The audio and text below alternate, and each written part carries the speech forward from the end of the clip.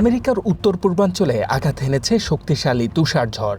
স্থানীয় সময় সোমবার শুরু হওয়া এই তুষার ঝড়ে রেকর্ড তুষারপাত হয়েছে। চরম দুর্ভোগে পড়েছেন কয়েক লাখ মানুষ। বাতিল করা হয়েছে ৫,০০০-এর বেশি ফ্লাইট।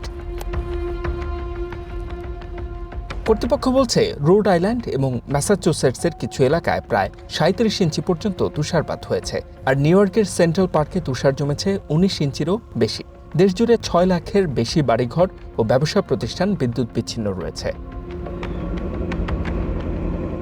রবিবার সন্ধ্যায় দেশটির উত্তর পূর্বাঞ্চল এবং কানাডার উপকূলীয় অঞ্চলে শীতকালীন ঝড়ের সতর্কতা জারি হয়। এর মধ্যে সবচেয়ে বেশি ক্ষতির মুখে পড়েছে নিউ জার্সি ও ম্যাসাচুসেটস।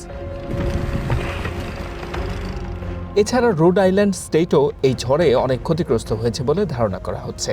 এটি ছিল স্টেটটির ইতিহাসে অন্যতম ভয়াবহ তুষার ঝড়।